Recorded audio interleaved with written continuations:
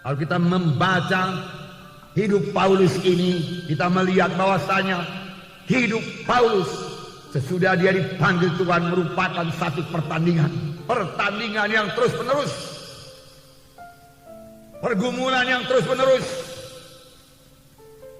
Paulus berkata, aku telah mengakhiri pertandingan, aku telah mengakhiri perlombaan. Dan tentunya Paulus membuangkan semua beban-beban berat. Tentunya Paulus membuangkan semua pikulan-pikulan berat. Tentunya Paulus membuangkan dosa-dosa yang bisa menjerat dia, sehingga dia bisa berlari dengan cepat dalam perlombaan yang diwajibkan bagi Paulus, juga diwajibkan bagi kita semua. Amin. Ya, firman Tuhan berkata, jikalau kita mau mengikut Yesus, kita harus menyangkal diri kita dan mengangkat salib setiap hari. Inilah perlombaan, mengalahkan kehendak daging, mengalahkan hawa nafsu, dan berjalan dalam Roh Kudus. Paulus berkata dalam 1 Korintus 9 ayat 27, kesaksian Paulus, dia terus menyangkal dirinya, karena dia berkata, aku masih bisa terbuang, tetapi aku melatih tubuhku dan menguasainya seluruhnya, supaya sesudah memberitakan Injil kepada orang lain, jangan aku sendiri ditolak. Jangan aku sendiri ditolak, sudah aku memberitakan Injil kepada orang lain. Rupanya sesudah kita memberitakan Injil kepada orang lain, tetapi sesudah itu, hari-hari berikutnya, tahun-tahun berikutnya dari akhir hidup kita ini, kita pakai hidup dalam kehendak daging, maka Tuhan akan menolak kita. Paulus tidak mau hal itu terjadi kepadanya. Oleh sebab itu dia berkata, aku melatih tubuhku tunduk kepada Roh Kudus, dan aku menguasainya sepenuhnya. Kehendak dagingku tidak menguasai aku.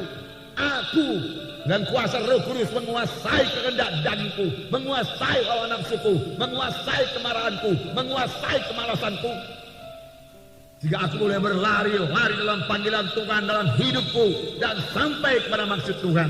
Inilah hidup Paulus yang penuh penyangkalan diri, yang berhasil. Itulah dia hidup Paulus yang perlu kita teladani, dan kita juga berhasil padaku. Bagaimana Paulus?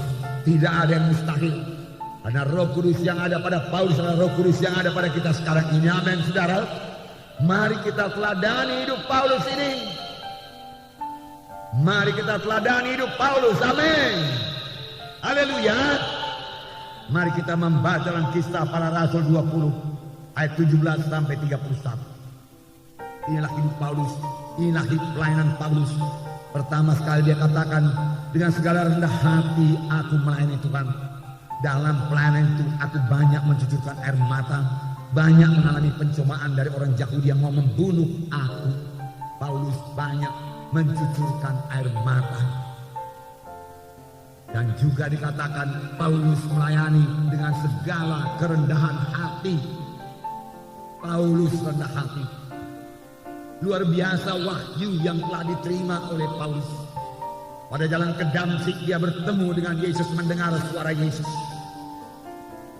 Kita sudah melihat dalam Kisah Rasul yang lalu.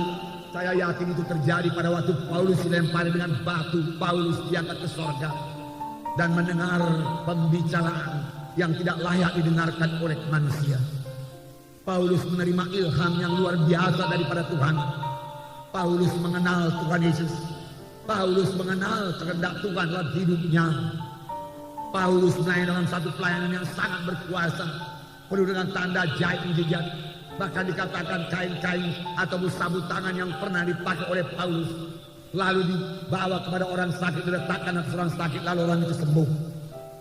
Meskipun demikian, besarnya wahyu urapan yang dimiliki oleh Paulus, Paulus tetap rendah hati, bakal lembut hati.